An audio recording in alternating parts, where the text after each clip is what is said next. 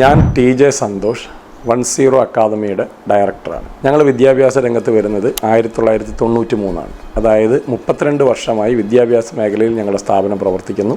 ഞങ്ങൾ കഴിഞ്ഞ വർഷം ഇൻട്രൊഡ്യൂസ് ചെയ്തൊരു പ്രൊജക്റ്റാണ് ജപ്പാനീസ് ലാംഗ്വേജ് പരിശീലനം.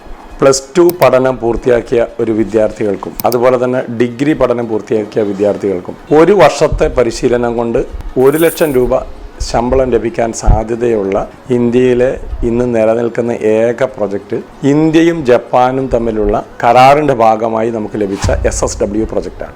SSW പ്രൊജക്റ്റിലൂടെ ഒരാൾക്ക് ജപ്പാനിൽ ഇന്ത്യൻ രൂപ 1 ലക്ഷം രൂപയിലധികമുള്ള ജോലിയിൽ പ്രവേശിക്കാൻ കഴിയും. എന്താണ് SSW പ്രൊജക്റ്റ്? SSW പ്രൊജക്റ്റ് എന്ന് പറഞ്ഞാൽ സ്പെസിഫൈഡ് സ്കിൽഡ് പ്രോഗ്രാമാണ്. സ്പെസിഫൈഡ് ആയിട്ടുള്ള ഒരു സ്കില്ല് പഠിച്ച ഇന്ത്യയിലെ യുവജനങ്ങൾക്ക് ജപ്പാനിൽ പോയി ജോലി എടുക്കുന്നതിനുള്ള അവസരമാണ് SSW പ്രൊജക്റ്റിലൂടെ ലഭ്യമാകുന്നത്. ഈ SSW പ്രൊജക്റ്റ് പൂർണ്ണമായും കൈകാര്യം ചെയ്യുന്നത് ഇന്ത്യ ഗവൺമെൻറ് സ്ഥാപനമായ NSDC പാർട്ണർമാരുമാണ്. NSDCയിലൂടെ മാത്രമേ SSW പ്രൊജക്റ്റിൽ ഒരാൾക്ക് ജപ്പാനിലേക്ക് എത്തിപ്പെടാൻ വേണ്ടി കഴിയുള്ളൂ.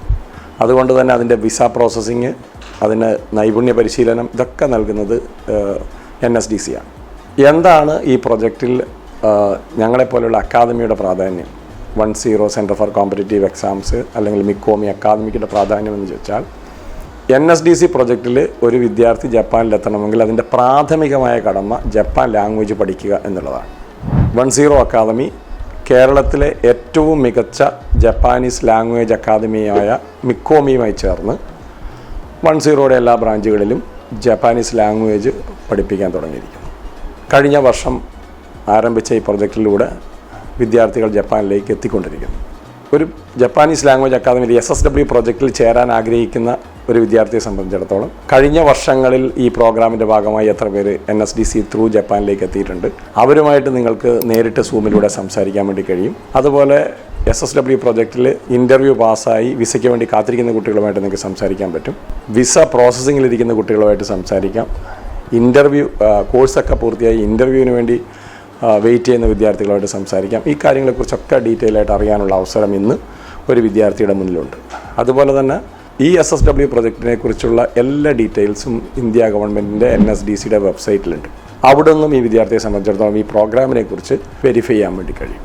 ചുരുക്കത്തിൽ +2 കഴിഞ്ഞൊരു വിദ്യാർത്ഥി, ഡിഗ്രി കഴിഞ്ഞൊരു വിദ്യാർത്ഥി അടുത്ത കോഴ്സ് തിരഞ്ഞെടുക്കുന്നതിന് മുമ്പ് SSW പ്രൊജക്റ്റിനെ കുറിച്ച് അറിയുകയും മനസ്സിലാക്കുകയും ചെയ്യണം.